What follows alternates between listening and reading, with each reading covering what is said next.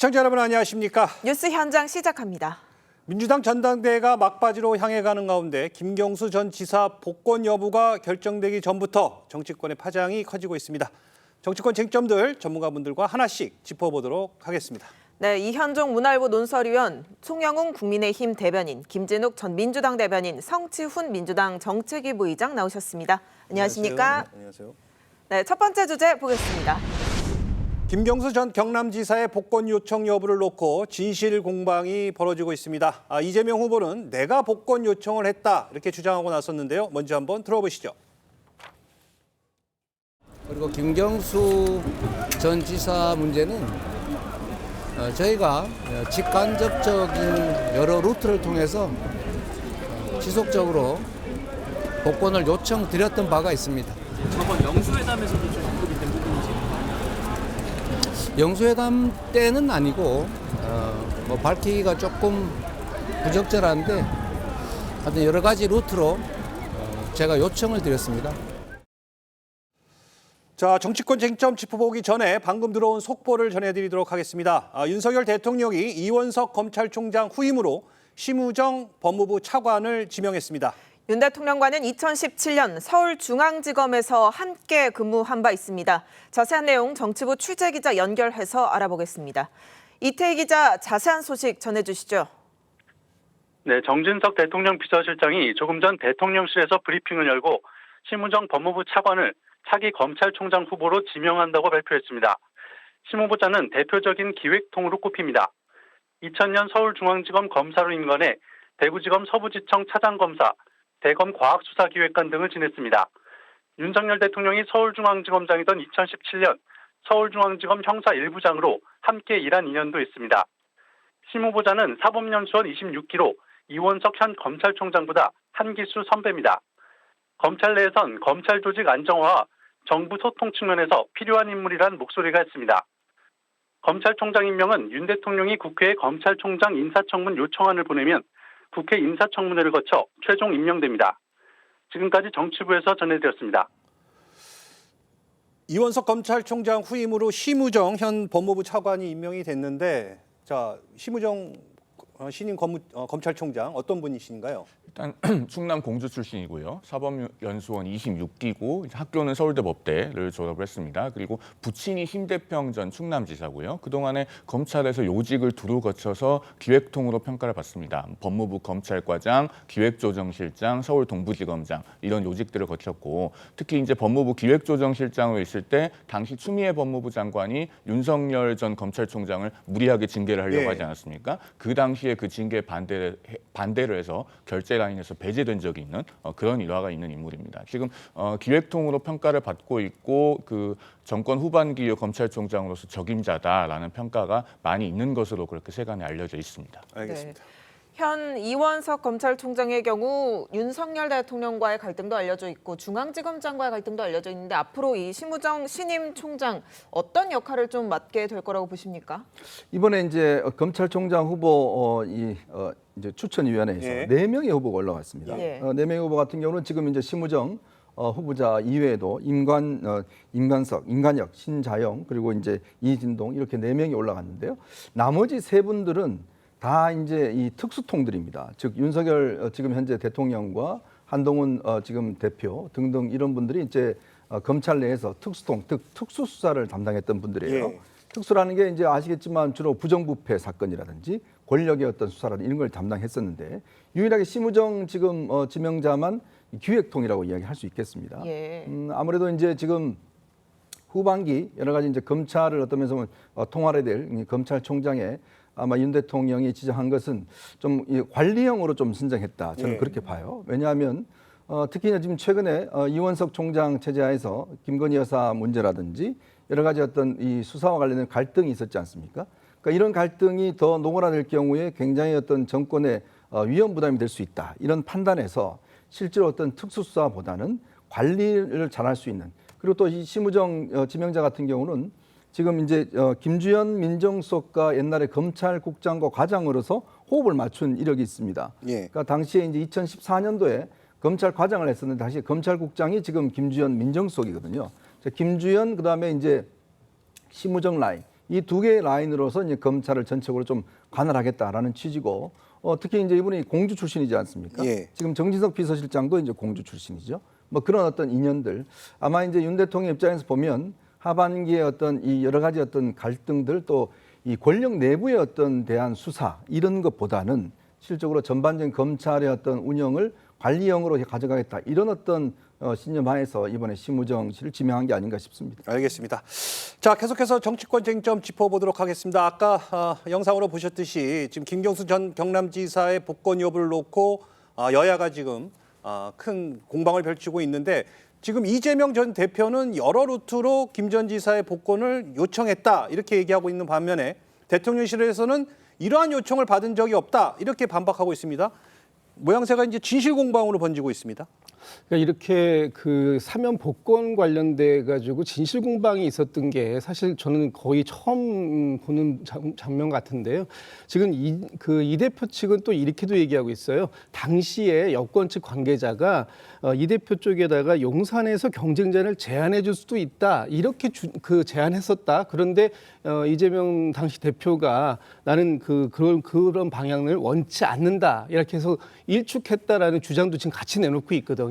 그렇다면 이재명 대표 쪽에서는 아마 당시에 이런저런 루트를 통해서 그 여권 쪽에 이런 그 김경수 전 지사에 대한 복권 부분을 얘기했던 것이 아닌가라는 생각이 드는데 이런 과정 속에 이게 진실 공방으로 나올 이유가 저는 무엇인가라는 좀 의아함이 좀 있고요. 또 하나는 대통령실에서 지금 이런 그 대통령의 고유 권한이다라고 얘기를 하고 있잖아요. 그럼에도 불구하고 여권의 대표 측 관계자들이라든지 아니면 여권의 인사들이 이런 부분들에 대해서 계속적으로 얘기하는 것은 그 대통령의 어떤 그 이 복권 사면 복권에 관련된 고유한 권한 행사에 대해서 간섭하려는 것이 아니냐 이런 식으로 느껴질 가능성도 있기 때문에 별로 그렇게 바람직해 보이지는 않습니다. 알겠습니다. 네.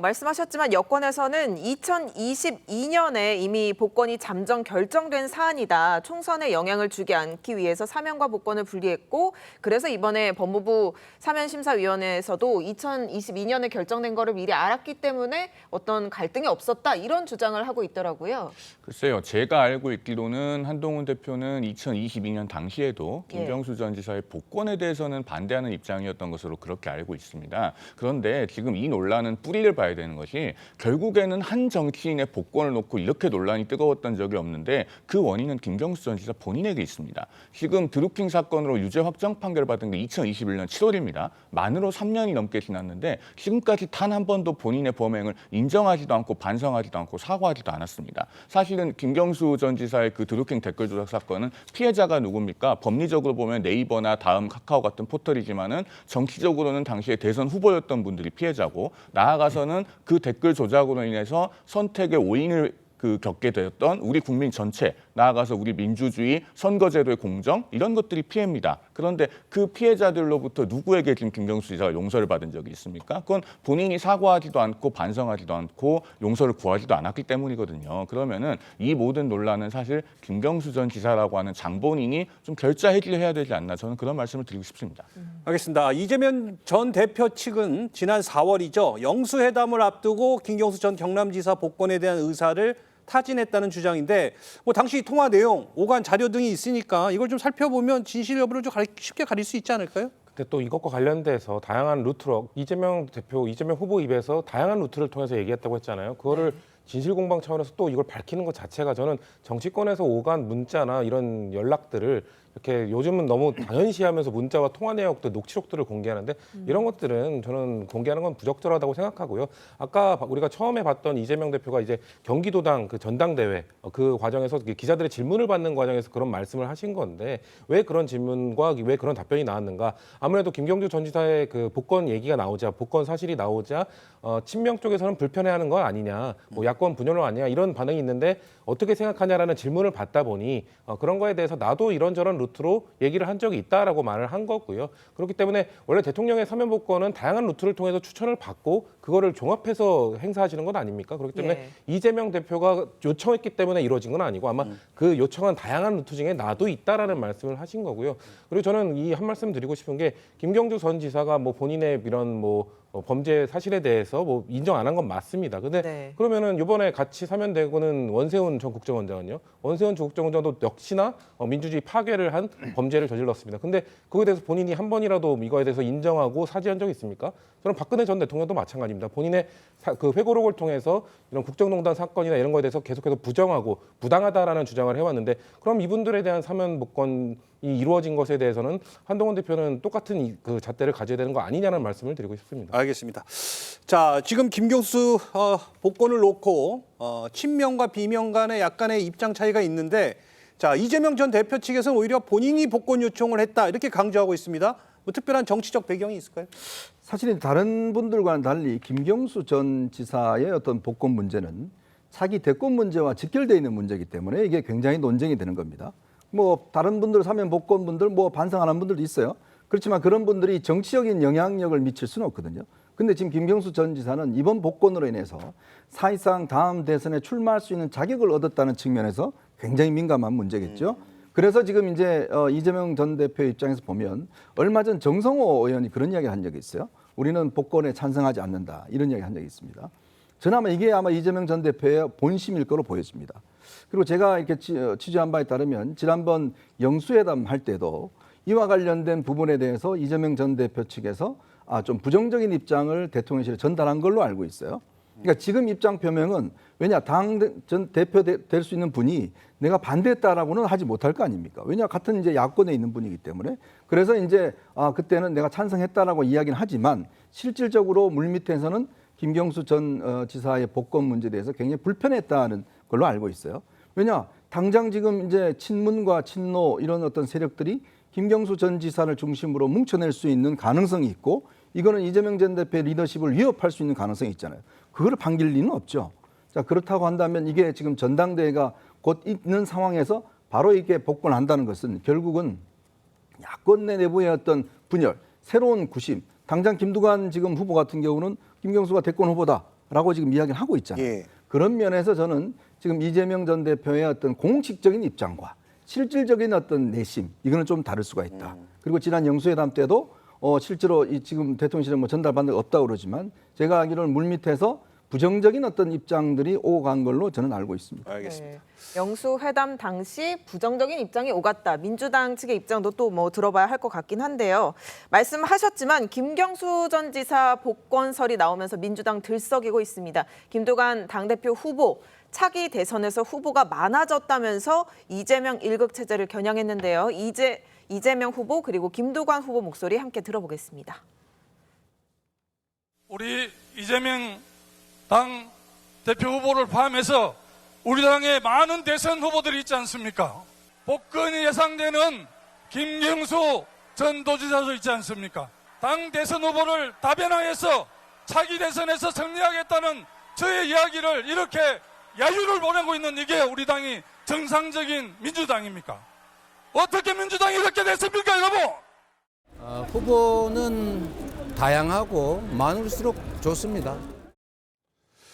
자, 보신 것처럼 김두관 후보는 김경수 전 지사를 대선 후보로 지목을 했는데 뭐 김경수, 김동연, 김부겸 등 이 다양한 대선 후보의 부상 어떻게 전망하십니까? 일단은요. 김경수 전 지사가 설령 복권이 되더라도 저는 대선 후보로서 파괴력이 있을 것인가. 그 부분에는 상당히 회의적입니다. 왜냐하면은 김경수 전 지사는 본인의 경력이라고 할 것이 국회의원 2년, 그다음에 도지사 3년 한 것인데 그나마도 본인의 능력으로 됐다기보다는 문재인 전 대통령의 후광으로 된 것이라고 보는 게 합리적일 겁니다. 게다가 그 문재인 전 대통령의 후광이라고 하는 것은 결국 드루킹 사건을 통해서 대부분 희석됐거든요. 그렇다면 본인의 정치적인 자산이라고 할 만한 것은 미미하다고 평가할 수 있습니다. 그럼에도 불구하고 이재명 대표나 이재명 대표와 가까운 인사들이 왜 저렇게 민감한 반응을 보이는가. 그것은 이재명 대표의 일극체제 하에서 조그마한 경쟁의 틈도 허용하지 않으려고 하는 그 배타성 때문이라고 생각을 합니다. 이재명 대표는 과거에 박찬대 의원을 당원존에서 공개적으로 옆에 앉혀서 유튜브를 촬영을 하고 원내대표 레이스를 사실상 정리하다시피 하지 않았습니까?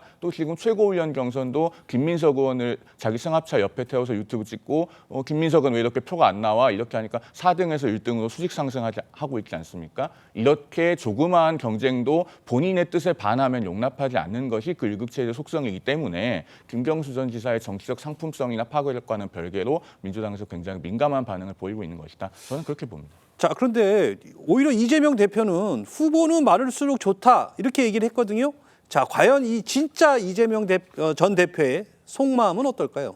저는 뭐 이재명 대표가 그 얘기한 후보는 많을수록 좋고 다양한 경쟁자가 있을 때 이것이 다원주의적 민주주의에 맞다라고 얘기하는 게 저는 맞을 거라고 봐요. 지금 그 좀 전에 저기 송영훈 대변인께서 말씀 주셨던 것처럼 일극 체제의 특성이 이런 경쟁을 허용하지 않는다고 하면 그러면 당 내에서 이런 분란 같은 이 다양한 목소리가 나올 이유가 없는 겁니다.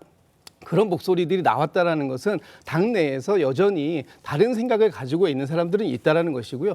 다만 지금의 현재 민주당에서 과연 앞으로 대선 후보를 어떻게 정리해 나갈 것인가 하는 부분은 좀 먼 얘기다. 지금 당장은 이번 전당대회를 통해서 보셨겠지만 이재명 대표가 확고한 리더십을 지금 가지고 있는 시기고 이런 리더십이 앞으로 상당 기간은 계속 될 거다라는 그 예상이 들고요. 김경수 전 지사가 복권이 된다고 하더라도 당장 어떤 정치적 활동 또는 대선에 참여할지 여부 이런 부분에 대해서는 밝혀진 게 아무것도 없습니다. 본인 스스로 지금 외국에 나가 있고 또 올 연말에 들어와서도 앞으로 어떠한 정치적 행보를 갖겠다 하는 부분에 대해서 지금 입장을 밝히지 않고 있어요. 우리가 무슨 뭐 영화 마이너리 리포트 찍듯이 이 사람은 앞으로 이런 정치적 경로를 밟아갈 것이다. 그렇기 때문에 이 사람이 왜 사과를 안 했는데도 이렇게 뭐 복권까지 해줘야 되느냐 이런 식의 비판은 온당하지 않다. 이 앞으로 민주당의 당내 경선 과정이 어떻게 진행될지는 앞으로 여러 가지 요인들이 있는 상황들을 다 지켜본 이후에 말씀드리고 결정하는 것이 맞겠다라는 생각이 듭니다. 네. 말씀하신 것처럼 정해진 바는 분명히 없습니다. 그런데 김경수 전 지사 만약에 정치적으로 제기를 하면 아무래도 뭐 정치인이만큼 대선 후보가 될 수도 있고요. 그렇게 될 경우 이재명 전 대표와의 어떤 1대1 경쟁 구도랄까요? 형성될 수 있다고 보십니까?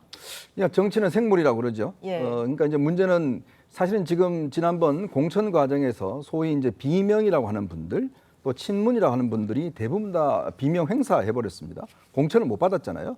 그리고 지금 전부 다 원외에 나와 있는데 그럼 이분들이 앞으로 그냥 가만히 있겠는가? 그건 아니거든요. 정치라는 게 결국은 새로운 어떤 결사체를 만들고 힘을 모아가는 과정들이 이제 비롯되는 거 아니겠습니까? 근데 제일 중요한 문제는 구심점이에요. 즉 구심점이 없으면 사실상 이게 아무리 뭐 중구난방식으로 하면 별 의미가 없는 거죠.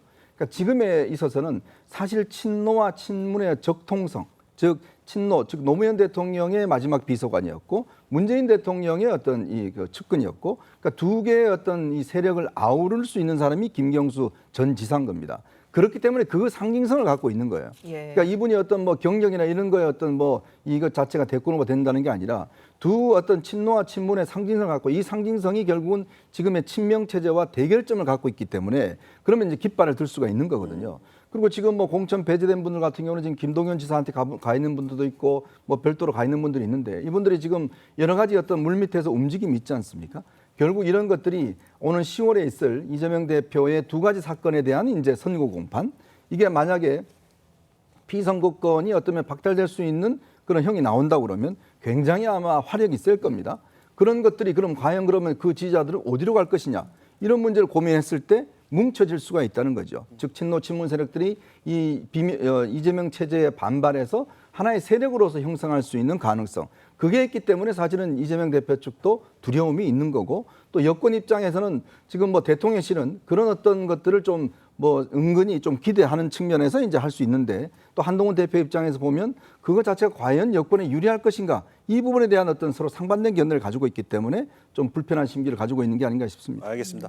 자, 뭐 정치는 생물이고 또 여러 요인을 지켜봐야 한다고 말씀을 해주셨는데, 자, 그중 가장 큰 요인이 특히 이재명 전 대표의 이 공직선거법 위반 사건 또 위증교사 혐의 재판이 빠르면 이제 10월쯤에 1심 선고가 날 것 같은데, 이걸 계기로 어떤 결과가 나올지, 이 결과에 따라서 비명계가 집결된 김경수 전 지사를 중심으로 집결될 가능성 있다고 보십니까? 뭐 시기적으로는 그럴 가능성이 있죠. 왜냐하면 이재명 대표의 1심이 10월쯤 나오고, 그리고 이 김경수 지사가 지금 외국에 가 있는데 12월쯤 귀국하는 걸로 예정이 되어 있기 때문에 시기는 공교롭게 맞아떨어질 수는 있습니다. 근데 다만 그럴 파괴력이나 그런 힘은 아직 없을 것이다라고 보여지고요. 왜냐하면 일단 친명계로 뭉쳐져 있는 이 세력들이 1심 판결만으로 뭔가 판단을 하지는 않을 겁니다. 그것만으로 뭔가 이재명 대표에 대한 지지가 무너지진 않을 거라고 보고요. 그렇기 때문에 또 그렇다고 해서 이재명 대표나 아니면 친명 진영에서 뭔가 김경수 전 지사를 뭐 경계한다거나 뭐 조금의 틈도 허용하지 않는다거나 그럴 거라고 보지는 않습니다.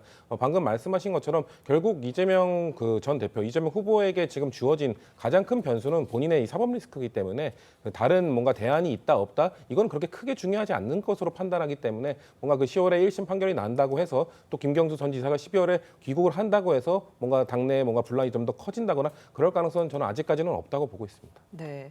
지금 전당대회에서 이재명 후보가 90% 가까운 누적 득표를 이어가면서 정말 압도적인 추세를 보이고 있는데 조금 전 저희가 영상 봤지만 김두관 후보가 이재명 일극 체제를 좀 비판하는 연설을 하자 객석에서 소리는 조금 전은 잘 안 들렸습니다. 막 야유가 쏟아졌거든요. 지금 현재 민주당 상황에 대해서 어떻게 보십니까? 김두관 후보가 지금 저런 말을 하는 이유는요. 김두관 후보는 아주 확고하게 이재명 전 대표의 일극체제는 언젠가 무너진다고 보는 겁니다. 그러면은 닭의 목을 비틀어도 새벽은 온다고 본인은 그 새벽이 오는 때를 보고 지금부터 그런 말을 쌓아놓는 것이죠. 그런데 지금 일단 민주당은 지난번에 이재명 전 대표가 일극체제 아니다. 일극은 맞지만 체제는 아니다. 이렇게 주장을 했는데 일극 생태계에 가까워요. 일극 체제를 넘어서. 비명이라고 하는 분들은 지난 총선 과정을 통해서 대부분 낙천을 하고 일종의 천연기념물처럼 됐습니다. 그러면은 그 생태계가 현저하게 지금 균형이 깨진 상태거든요. 그러면 이제 앞으로 어떤 일이 벌어지는가. 생태계는 천적이 없어져서 한쪽이 너무 많아지면은 나중에 그 많아진 그 개체들끼리 서로 싸우다가 절멸하게 됩니다. 그러면은 민주당도 지금 이 일극 생태계에서 지나치게 친명일색으로 되어 있을 때 나중에 이재명 전 대표의 사법 리스크가 가시화되고 현실화되면은 큰 위험이 발생합니다. 진공 상태가 발생하는 것이죠. 김두관 후보가 그런 지점을 지금 타격하고 있는 것인데 다만 그때가 됐을 때 어떤 진공 상태가 형성이 되면은 한 번의 비명이나 반명으로 질서가 넘어가는 것이 아니고 굉장히 큰 진통과 혼란을 겪을 겁니다. 민주당에서 그걸 나중에 수습할 수 있는 인물이 누구냐. 그게 지금부터 민주당원과 지지층에게 드러나야 되는데 현재로서는 잘 보이지 않는다. 이렇게 말씀드릴 수 있을 것 같습니다. 알겠습니다. 자, 이런 상황에서 박원석 전 정의당 의원이 민주당 최고위원에 도전하고 있는 정봉주 후보가 이재명은 대통령이 되면 안 된다라고 했다고 폭로해서 또 파장이 커지고 있습니다. 박원석 전 의원의 목소리와 정봉주 후보의 입장 함께 들어보시죠. 그보다 본인은 훨씬 더 격앙돼 있어요. 네. 지금 저 이재명 대표의 최고위원 선거 개입에 대해서 상당히 열받아 있고 만장일치제야 최고위원회. 두고 봐 내가 들어가면 어떻게 하는지. 조그마한 비판도 못 참는다 이재명이라는 사람이. 행정가 출신이라서 그렇다. 그런 사람들 대통령 되면 안 된다. 표본이 윤석열이다. 저 정봉주를 죽이기 위해서 저 정봉주에 대한 음해와 모략이 도를 넘어서고 있습니다. 아픕니다. 너무 아픕니다. 동지들의 질타가 너무 아픕니다. 자, 지금 보신 것처럼 이 정봉주 후보는 음해와 모략이 도를 넘어서고 있다 이렇게 얘기하고 있는데 이건 또 어떻게 해석할 수 있을까요? 정봉주 후보 입장에서는 지금 굉장히 곤란한 상황이 된 거 아닙니까? 이제 박원석 전 의원하고 통화를 했는지 또 통화의 내용이 정말 구체적으로 저 내용이 맞는지 이 부분도 아직은 본인 입으로 확인한 건 없어요. 정봉주 후보 입장에서는 이제 지금 이번 주까지 오늘 이제 대전 세종 지역 그 전당대회를 하고 있는데 그 사실 이제 거의 다 끝났어요. 마지막에 이제 다음 주에 서울까지 하면 끝나는 그런 상황인데 아직도 투표는 계속해서 진행 중에 있기 때문에 이 상황 속에서 정봉주 후보가 자칫 잘못하다가는 이 최고위원회 5명을 뽑는 그 5명 안에도 들지 못하는 상황이 올 수 있는 그런 위기적 순간이 왔기 때문에 정봉주 후보 입장에서는 매우 아프다라고 얘기를 하는데 모르겠습니다. 정봉주 후보가 내일쯤 어떤 본인의 입장을 발표할 수도 있다고 얘기를 하고 있습니다만 정봉주 후보가 할 수 있는 얘기가 과연 얼만큼이나 있을까 그런 측면에서 본다면 정봉주 후보 입장에서는 이번 주말 경선까지 상황을 지켜보고 입장을 좀 정리할 것 같습니다. 근데 제가 볼 때는 지금 박원석 의원이 지금 이 민주당에 소속되어 계신 분도 아니신데 전 의원께서 이렇게 민주당 전당대회에 큰 영향을 미칠 만한 이런 발언을 왜 갑자기 하셨을까? 진짜 좀 뭔가 좀 저는 다른 손길이 있는 게 아닌가 뭐 이런 생각도 좀 들더라고요. 그렇군요. 내주 초 밝히겠다는 공식 입장이 뭔지 또 주목이 됩니다. 이재명 전 대표는요, 이 정봉주 후보의 이 같은 발언이 전해지자 기자들이 물었습니다. 그러니까 그런가 보다라고 생각한다 이렇게 답변했는데 정말 이렇게 생각하는 걸까요? 그러니까 이제 이재명 전 대표와 정봉주 후보 같은 경우는 이 두 사람 간의 이 앙숙은 꽤 뿌리가 깊습니다. 예전에 아마 그 기억나는 대통합민주신당 때인가요? 그때 이제 이 정봉주 저 후보 같은 경우는 이제 손학규의 대표였고 이재명 대표는 정동영계의 대표였어요. 굉장히 치열하게 싸워서 거의 몸싸움까지 가는 지경이었거든요. 그리고 당시에는 정봉주 후보가 꽤 민주당 영향이 컸습니다. 그때 아마 공주교도소에 구속돼 있을 때인가요? 그때 아마 뭐 이 나온 후보들이 다 정봉주 한번 만나면 만나고 그다음에 이제 뭐 후보로 뭐 되는 이런 경우였거든요. 굉장히 당의 영향이 컸습니다. 자, 그런 상황에서 정봉주 후보는 나름대로 낙검수라든지 이걸 통해서 민주당 지지층들에게 꽤 영향력도 있고 그리고 꽤 어떤 뭐라 그럴까요? 이 후보 이 지지자들이 부채의식이 있어요. 그동안 고생했는데 국회의원도 떨어지고 등등에 대한. 근데 이제 이재명 대표 입장에서 보면 불편하죠. 왜냐하면 본인 바로 옆에 예를 들어서 정봉주 최고위원이 앉아 있으면서 계속 이야기를 한다 그러면 굉장히 아마 이재명 대표 견디기 힘들 겁니다.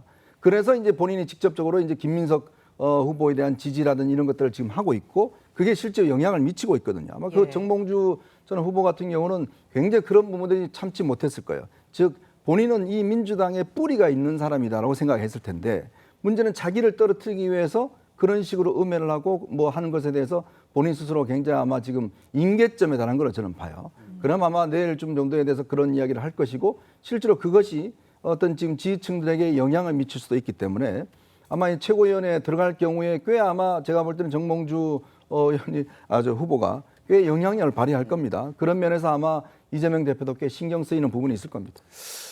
알겠습니다. 다음 주제 가보도록 하겠습니다. 자, 이번에는 한번 여당도 한번 살펴보도록 하겠습니다. 자, 김경수 전 경남지사의 광복절 복권 문제를 놓고 국민의힘도 속내가 복잡해 보입니다.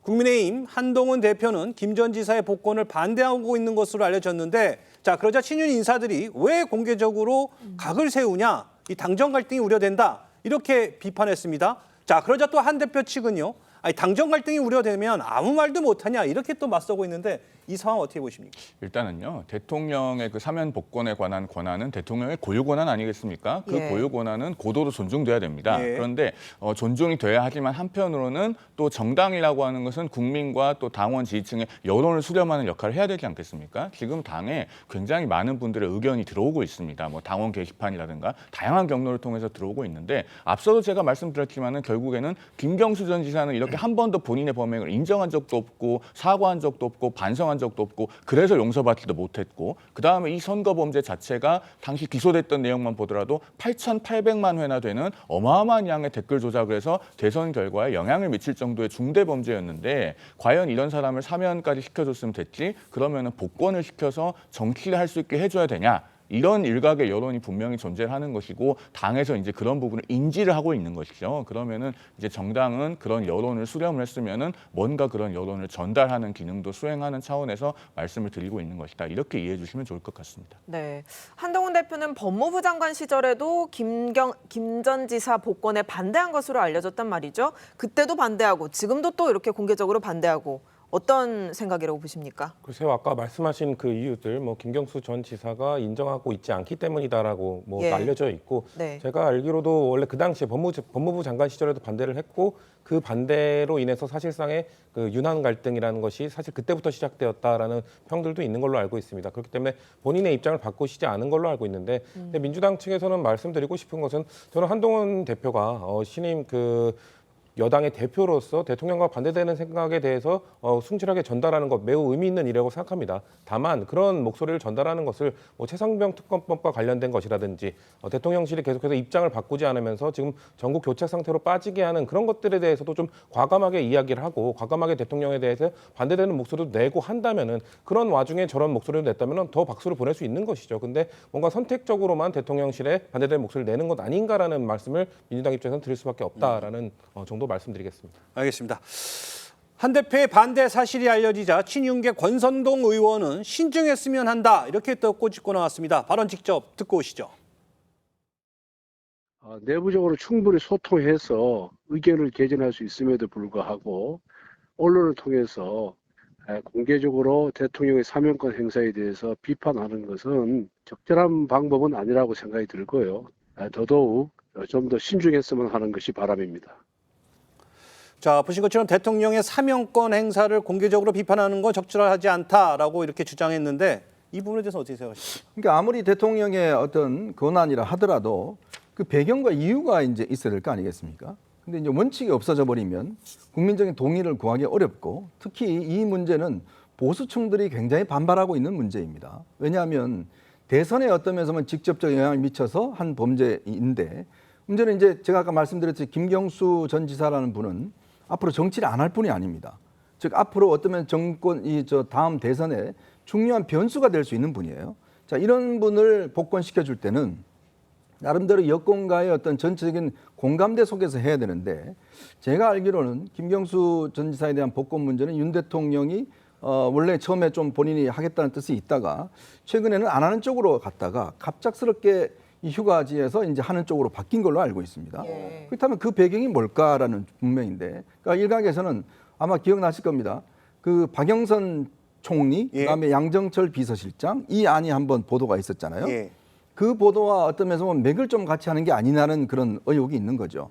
왜냐하면 특히 이제 문재인 전 대통령 인사들에 대해서 어떤 면에서 보면 윤 대통령이 어떤 뭐 특혜를 준다든지 뭐 이런 부분들에 대해서 이제 보수층 내에서 조금의 불편함이 있는 것이고 또 하나는 이제 지금 지난 총선 때 보면 조국 대표의 어떤 영향력이 굉장히 컸지 않습니까?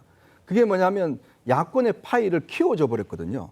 왜냐하면 이 그 당시에 조국 대표가 등장했을 때만 하더라도 다들 총선에 큰 영향이 없을 걸로 봤어요. 근데 반면에 오히려 이재명 대표에 반대하고 친노 친문적인 성향을 가지고 있는 지지층들이 조국 전 대표에게 결집을 해버렸어요. 그러니까 전체 파이가 다 커졌단 말이에요.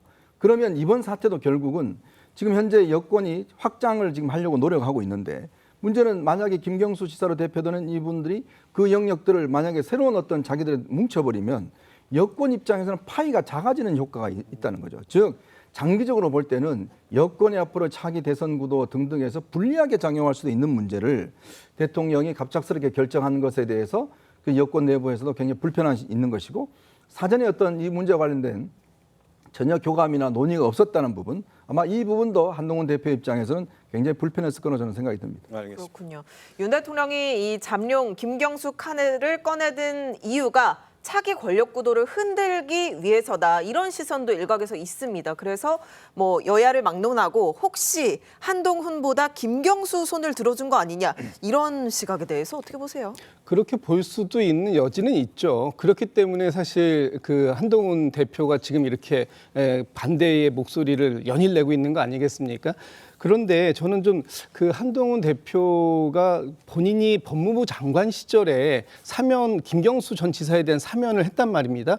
그때 당시에 그 한동훈 대표는 국민 통합이라는 명분을 가지고 얘기했던 거예요. 이번에도 마찬가지입니다. 지금 대통령실에서 이번 사면 복권을 통해서 하고자 하는 게 그런 거 아닙니까? 특히 그 여권의 조윤선 전 장관이라든지 안종범 전 수석이라든지 원세훈 전 국정원장 이런 분들에 대해서도 지금 같이 사면과 복권을 같이 하겠다라는 거잖아요. 그런데 이분들에 대한 얘기는 쏙 빼놓고 마치 이 사면이 김경수 전 지사 한 사람만을 위한 사면인 것처럼 이렇게 얘기하는 건 바람직하지 않다. 그리고 특히나 그 김경수 전 지사가 아까 계속 말씀하시는데 뭐 그 민주주의를 파괴한 그러면서 사과한 조차도 안 했다 그러는데 원세훈 전 국정원장 어떤 사람입니까? 국가 예산으로 댓글 부대 운영했잖아요. 그리고 국정원 특수활동비 유용해서 징역 14년 2개월을 받았고 그거를 감형해주고 그리고 형기의 51%만 채운 상태에서 가석방 시켜준 게 한동훈 전 법무부 장관입니다. 그리고 이번에 사면과 복권을 또 시켜준다 그래요. 불과 1년 만에. 이것이 지금 한동훈 대표가 반대를 하는 명분이라면 김경수 전 지사에 대한 반대 명분이라면 그렇다면 원세훈 전 국정원장에게도 똑같은 잣대를 가지고 얘기해야 된다. 그렇다면 아마 저는 그 진정성을 저기 10분 이해할 텐데 지금 한동훈 대표도 그렇고 지금 이 용산도 그렇고 마치 이 사면과 복권을 정략적인 이유에서만 이 부분을 판단하고 있는 거 아니냐 이렇게 본다면 뭐 본인들의 그 차기 구도라든지 대선 구도에 영향을 줄 수밖에 없다라고 인식하고 있는 거라고 보고 그런 것 때문에 반대하는 거다 이렇게밖에 볼 수 없는 거죠. 자, 공정한 잣대가 중요하다 이렇게 말씀하셨는데 이 부분에서 어떻게 생각하십니까? 저는 우리가 논평을 할 때는요. 같은 것은 같고 다른 것은 다르다고 말해야 된다고 생각합니다. 원세훈 전 국정원장 같은 경우에요. 김경수 전 경남지사하고 한 3가지 중요한 차이점이 있습니다. 일단 김경수 전 경남지사는 그 드루킹 일당의 댓글 순위 조작이 무려 8,800만 회나 되지 않았습니까? 양에 있어서 압도적인 차이가 있고요. 그다음에 그 원세훈 전 국정원장 같은 경우에 김경수 전 지사처럼 아주 후한무치하게 본인의 범행을 계속 부인하지 않았습니다. 김경수 전 지사 뭐라고 말합니까? 21년 7월에 유죄가 확정됐을 때도 진실은 아무리 멀리 던져도 제자리로 돌아온다. 이렇게 대법원 판결을 부정하는 듯한 말을 했었고요. 22년 12월에 그 사면이 논의될 때도 가석방 불원서라는 걸 공개를 해서 처음부터 줄곧 무죄를 주장해온 나로서는 받아들일 수 없는 요건이다. 이런 얘기를 했습니다. 원세훈 전 국정원장은 적어도 그렇게 말하지 않습니다. 그리고 마지막으로 지금 원세훈 전 국정원장이 무슨 사면 복권 된다고 해서 본인이 정치한다고 하는 거 아니지 않습니까? 그런데 김경수 전 지사는 지난번에 봉화마을에 왔을 때도 마치 상주처럼 이렇게 행세를 하면서 우리 정치가 희망을 주지 못하고 있다. 이런 얘기를 했어요. 사실상 앞으로 정치하겠다는 얘기거든요. 그러면은 이런 것은 조금 비슷해 보일 수는 있어도 사실은 그 본질에 있어서는 두 사람은 매우 많이 다르다. 이런 말씀을 드리고 싶습니다. 알겠습니다. 자, 김 전 지사의 복권 문제로 또 차기 주자들의 셈법도 복잡해졌습니다. 안철수 의원은 과거에 김 전 지사를 향해 직격했는데 발언 먼저 듣고 오시죠. 그 사람은 오히려 형이 너무 적어요. 민주주의를 완전히 파괴한 중대범죄 아니겠어요? 만기 출소해도 모자랄 정도여서 복권 안 된다. 저는 안 된다. 합니다. 그게 민주주의 원칙을 지키는 거고 다시는 이런 여론 조작 사건이 없게 만드는 그런 시도라고 생각합니다. 네, 안철수 의원이 이번에도 반대 의견을 밝혔는데 좀 정치적으로 해석하면 중도 이미지가 안철수 의원과 겹쳐서 반대를 하는 거다 이런 시각도 있던데요. 그러니까 지금 제가 아까 말씀드렸듯이 이게 어떤 김경수 지사의 어떤 이 복권 자체가 대권 구도에 있어서 좀 친노 친문이 어떤 면 앞으로 주도할 수 있는 어떤 중도 영역의 확장 이 부분에 어떤 경쟁이 더 치열해질 거라는 거거든요. 그러면 이 부분을 장악하기 위해서 지금 뭐 한동훈 대표도 그렇지만 각 주자들이 굉장히 거기에 심혈을 기울이고 있는데 왜냐하면 우리 대선 구도가 그렇지 않습니까? 양쪽에 이제 있는 거가 중도가 한 뭐 20-30% 되지 않습니까? 이 부분을 누가 장악하느냐 이 경쟁이 치열할 텐데 이제 그런 면에서 실질적으로 이제 대선에 영향을 미친 사람인데 대선에 어떤 이 사건으로 한 사람인데 대선 후보로 나올 수 있게 한다. 이거 자체가 과연 맞느냐에 대한 이제 논쟁이 있는 거죠. 다른 어떤 분들 같은 경우는 정치를 하지 않으니까 별 문제이지만 김경수 지사가 지금 문제가 되고 있는 부분은 결국 이분에게 대선 출마할 수 있는 자격을 주는 거와 마찬가지잖아요. 이제 그런 것이기 때문에 이게 문제가 되는 것이고 그럴 경우에 전체적인 판에 있어서도 상당한 어떤 저는 영향이 있기 때문에 아마 다들 이 굉장히 민감하게 반응하는 게 아닌가 싶습니다. 네. 저는 그 원세훈 전 국정원장 지금 안철수 의원도 좀 몇만 회, 몇 천만 회 이 횟수를 얘기하는데 횟수로 우열을 얘기하는 거는 저는 좀 궁색하다고 보고요. 왜냐하면 오히려 저는 원세훈 국정원장이 공무원 집단을 대동해서 그거를 이끌면서 댓글 조작을 했다는 게 훨씬 더 심각한 사건으로 볼 수 있다. 그러니까 우열을 따지는 건 좀 적절하지 않다라는 말씀을 드리고 싶고 글쎄요 김경수 전 지사가 아직 뭐 복권이 될 예정이고 뭐 어떻게 될 수 없습니다. 그리고 본인이 정치를 복귀하겠다? 그런 글쎄요 뭐 봉화마을에서 그 노무현 전 대통령의 마지막 비서관이 상주 역할을 하는 것에 대해서 사실상의 정치 복귀 메시지다. 너무 과한 공격이라 생각하고요. 나중에 김경수 전 지사가 이번에 사면복권 만약 받게 되더라도 국민들 다 알고 계십니다. 끝까지 죄를 부정한 것 그리고 그럼에도 불구하고 만약에 복권이 되더라도 국민들은 그 상황에서 어떻게 판단하실지 결국 그건 유권자들의 판단이기 때문에 그거에 대해서 뭔가 벌써부터 뭐 견제하고 있다. 벌써부터 차기 대선 구도에 영향을 주는 거를 방지하고 있다. 글쎄요 아직 너무 섣부른 판단들이 아닐까라는 말씀드리고 싶습니다. 알겠습니다. 앞으로 좀 더 지켜봐야 될 것 같습니다. 자, 지금까지 정치권 쟁점 짚어봤습니다. 감사합니다.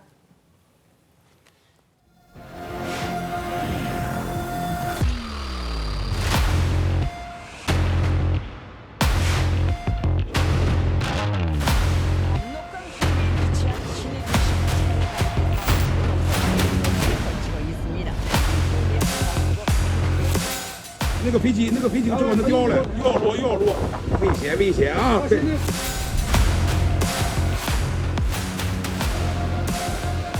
날조된 여론을 전파시키고 있다고 하시면서 이러한 모략 선전에 집착하는 서울 것들의 음흉한 목적은 뻔하다고 까발키시었습니다.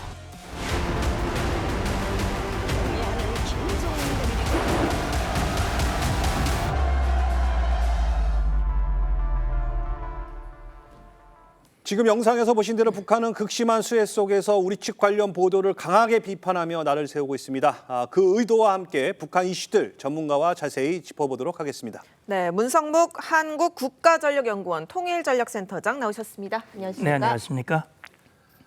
자, 북한이 보름 만에 쓰레기 풍선을 다시 살포했습니다. 이 합동참모본부는 어제 저녁부터 한 240여 개의 쓰레기 풍선을 확인했다. 네. 이렇게 밝혔는데, 자, 잊을만 하면 이렇게 쓰레기 풍선을 살포하는 이유, 이게 무슨 효과가 있다고 보는 걸까요? 예, 분명히 그걸 기대하고 하는 것이죠. 제가 생각할 때는 북한이 이제 극심한 수해를 입었다는 내용을 방금 보여주셨는데, 극심한 수해 가운데 있었기 때문에 아마 쓰레기 풍선을 날릴 여력이 아마 없었던 것 같은데, 일단 쓰레기 풍선을 날리려면 기상 조건이 허락을 해야 되거든요. 예. 소위 말하는 북풍이 불어야 됩니다. 북쪽에서 남으로 부는. 근데 아마 어제 북서풍이 부는 것 같아요. 이제 240개가 포착이 됐는데 그중에 경기 북부에 떨어진 건 한 10개 정도 됐다고 얘기를 하고, 그중에 신고된 건수는 2건이었다. 그런데 이제 그 수거해서 확인을 해보니까 대부분 뭐 종이 조각이라든지 플라스틱 이런 것으로서 우리 주민들에게는 유해될 만한 내용은 없었다, 이런 얘기인데, 말씀하신 대로 저는요, 북한이 이렇게 하는 것은 기본적으로 대남 심리전의 일환입니다. 우리 국민들을 불편하고 불안하게 만드는 거죠. 그리고 그 원인과 책임을 북으로 전단을 보내는 단체에게, 또 그걸 묵과하고 있는 정부에게 이걸 보내서 전단을 중단시키고, 우리 정부가 북한의 쓰레기 풍선에 대응해서 하고 있는 확성기 방송, 이거 뭐 별 효과 없는 거야, 그거 하지만 난 보낼 수 있어, 이런 의도를 같이 갖고 있는 것이 아니냐 이런 생각을 합니다. 그렇군요. 저희가 오물 풍선으로 부르다가 이제는 쓰레기 풍선으로 부르고 있는데, 북한의 풍선 살포 올해 들어 벌써 11번째입니다. 우리가 그 확성기 전면 가동 들어간 바 있지만 우리 측 피해는 확실한 거 아닙니까? 그런데 네. 앞으로 추가 대응 어떤 걸 할 수 있을까요? 예, 이제 우리 측 피해는 기본적으로 우리 주민들 중에 일부가 피해를 입었습니다. 예. 그리고 또 위험 요소가 늘 있지요. 지금 합참은 어쨌든 북한의 쓰레기 풍선에 대해서 우리 국민들의 안전을 최우선으로 생각을 하고 요격을 하거나 하지 않고 땅에 떨어지면 그걸 안전하게 수거하도록 그렇게 조치를 하고 있는데, 북한이 우리의 대북 확성기 방송에도 불구하고 쓰레기 풍선을 계속 날린다면 우리로서는 취할 수 있는 대응 조치들이 뭐 무궁무진하죠. 많습니다. 일단 기본적으로 대북 확성기 지금 고정식 확성기에서만 제한된 시간에 방송을 하고 있어요. 예. 이걸 24시간 확대할 수 있고 예. 내용도 늘릴 수 있습니다. 그리고 이동식 확성기를 활용할 수도 있죠. 또 한 가지 제가 이제 얘기를 하는 것은, 지금 쓰레기 풍선은 북한 군 당국이 직접 날려보내는 겁니다. 그렇다면 우리가 2000년에 중단한 우리 군 당국이 했던 우리의 풍선이 있습니다. 아, 민간 말고 군에서? 우리 군이 예. 운영했던 풍선이 있었습니다. 예. 그 풍선은 북한 주민들에게 정말 필요한 것들이 담겨져 있는 거예요. 근데 그걸 북한이 간절히 요구를 해서 2000년 정상회담 당시에 중단을 했고 20여 년 동안 지금 안 하고 있습니다. 예. 그런데 만약에 도를 넘는 행위를 북한이 계속 한다면 우리는 우리 군 당국이 나서서 이 풍선을 다시 띄울 수도 있는 거예요. 그러니까 북한은 그걸 분명히 알아야 되고, 우리가 2004년에 중단했던 전광판이라든지 이런 조치들도 충분히 있습니다. 알겠습니다.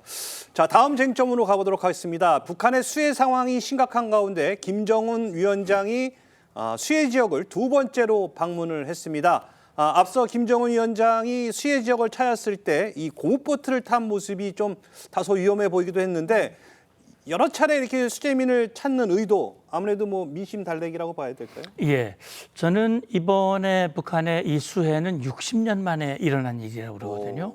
어마어마한 그 피해를 입었을 겁니다.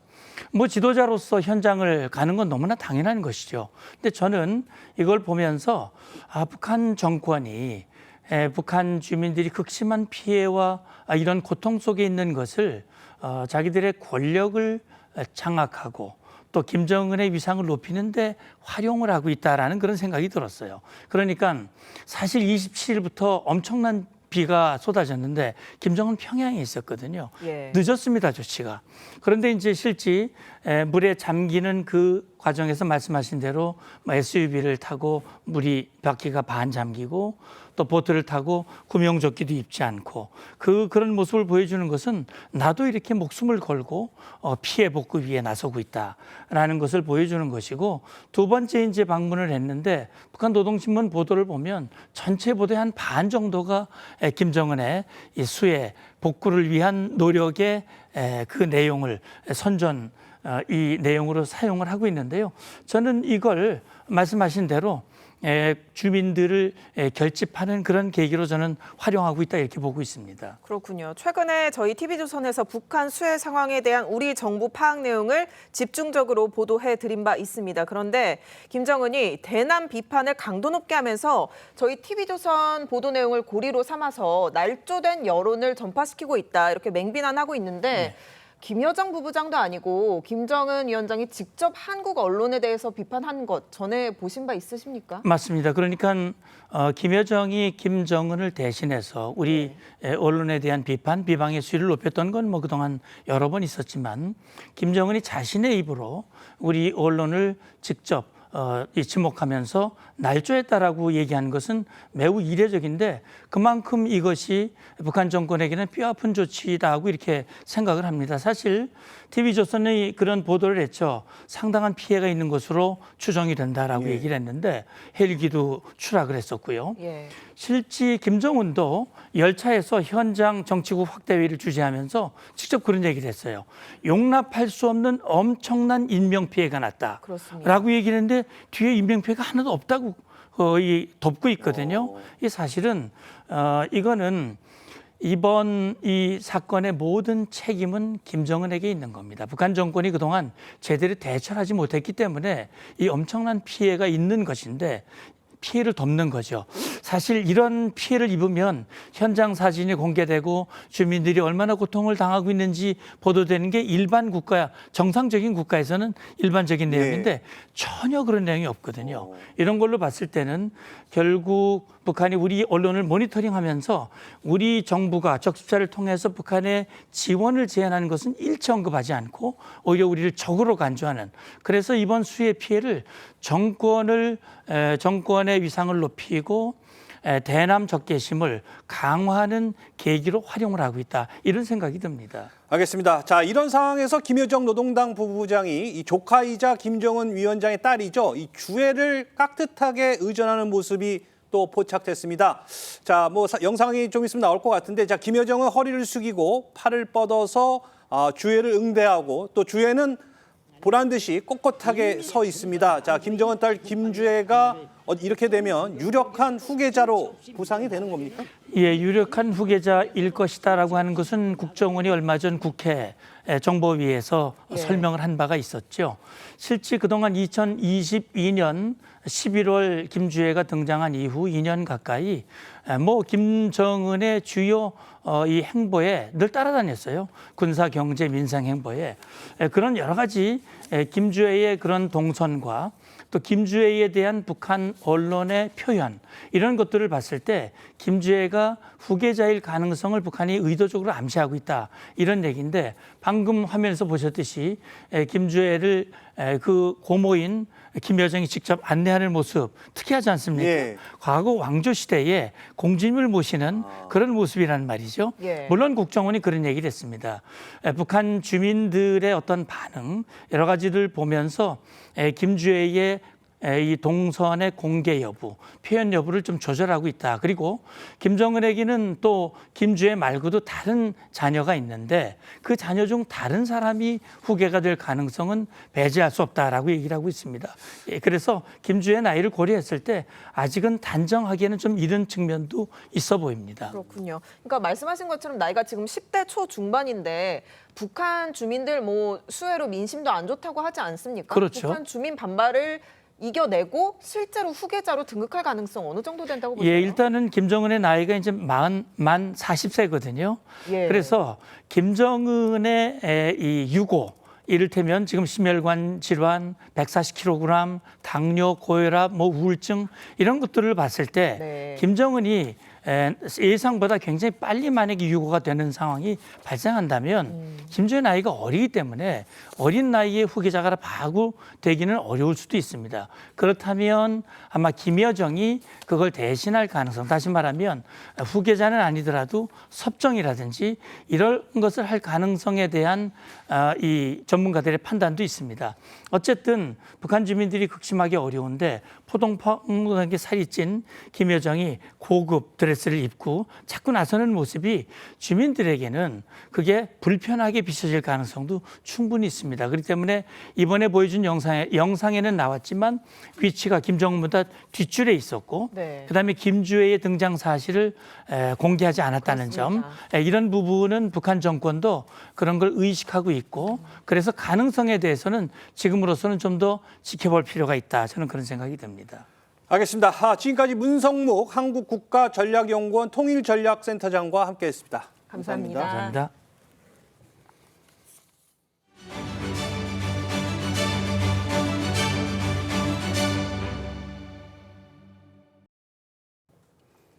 자, 배우 이정재 씨가 이 사기 혐의로 고소당한 사실이 뒤늦게 알려졌습니다. 경영권 다툼을 벌이던 이 드라마 제작사의 대표 측이 고소한 건데 이정재 씨가 약속을 지키지 않았다고요? 예, 그 드라마 제작사 K 대표가 이정재 씨하고 또 다른 제작사 대표를 사기 혐의로 고소를 한 건데 뭘 안 지켰다고 하는 거냐면 이정재 씨 측에서 회사를 함께 경영하면서 뭐 다른 회사를 인수한다든지 미국 매니지먼트 회사로부터 뭐 투자를 유치한다든지 이런 활동을 하겠다고 해놓고 약속을 지키지 않았다라고 주장하면서 고소를 한 겁니다. 네, 이정재 씨 입장도 좀 들어볼게요. 전혀 사실이 아니고 일방적 주장에 불과하다. 그러면서 소속사 대표와 공동 경영을 하기로 합의된 사항 없었다. 이런 반박을 했더라고요. 네, 이정재 씨 측에서 입장문을 냈는데 딱 지금 말씀하신 대로 그렇게 얘기를 한 거예요. 일방적인 상대의 주장에 불과하고 지금 애초에 공동 경영을 하기로 한 사안 자체가 없었다. 정반대된 주장을 하고 있어서 진실공방으로 들어갔습니다. 알겠습니다. 자, 이재용 씨는 또 이 사기 혐의로 김 대표에 대해 맞고소한 상황인데 자, 오늘은 12월이잖아요. 네. 오징어 게임 시즌 2가 시작이 돼서 많은 전 세계 팬들도 기다리고 있는데 혹시 영향을 미치지 않을까요? 이정재 씨가 그 상대방 그 K 대표에 대해서 지금 무고 사기 혐의로 고소하고 손해배상 소송까지 냈거든요. 그러니까 이제 경찰 조사에 들어가게 됐는데 경찰 조사 결과에 따라서 이정재 씨가 지금 억울한 상황인지 아니면 진짜 죄를 진 건지 그 결과에 따라서 앞으로 그 드라마의 영향 여부도 결정되게 될 것 같습니다. 알겠습니다. 자, 계속해서 다음 소식도 살펴보도록 하겠습니다. 이거 지난 8일이었죠. 일본 그 큐슈 지역에서 규모 7.1의 강진이 발생한 데 이어 일본 각지에서 연일 지금 지진이 잇따르고 있습니다. 요즘 주변에 그 일본 여행 많이 가는데 또 준비하고 계신 분들도 있는데 이거 괜찮을까요? 요즘에 그 지진에 대해서 걱정하시는 분들이 많아졌는데 이게 어떤 일본인이 SNS에 글을 올린 거예요. 앞으로 일주일 동안 일본 위험하니까 외국에 계신 분들은 오지 말아라. 나는 일본 사람이라서 외국을 못 갈 뿐이지 굳이 일본을 올 필요 없다. 막 이런 식으로 일본인이 글을 올린 거예요. 그렇군요. 요게 이제 화제가 되고 있는데 왜 이런 얘기가 나오는 거냐면 난카이 해곡 대지진이 벌어질 수 있다. 이런 우려가 나오는 거예요. 난카이 해곡이 뭐냐면 우리나라가 이렇게 있으면 일본이 이렇게 감싸고 있잖아요. 일본 동남부 해안에 난카이 해곡이 있는데 이게 유라시아판하고 필리핀판이 부딪히는 지점이라서 100년에서 150년 주기로 대지진이 벌어진다고 하는 겁니다. 근데 마지막으로 여기서 대지진이 벌어졌던 게 1946년인데 그때로부터 지금 78년 지났거든요. 아직 100년 안 됐거든요. 그러니까 지금 아직 걱정할 때는 아닌 것 같은데 많은 분들이 지금 걱정을 시작한 거예요. 그러니까 앞으로 30년 내에 여기서 대지진이 벌어질 확률이 한 70%에서 80% 정도 된다고 하는데 상당히 높네요. 30년 내니까 언제가 될지 모르는 거잖아요. 일본 기상청에서 일주일 내에 대지진 터질 확률은 0.5%다. 이렇게 얘기하고 있는데 어쨌든 뭐 과도하게 불안해서는 또 안 될 것 같고 하지만 또 무슨 일이 벌어질지 모르니까 좀 주의 있게 지켜보긴 해야 될 것 같습니다. 알겠습니다. 말씀 잘 들었습니다. 하정은 평론가님과는 또 여기서 인사 나누겠습니다. 감사합니다.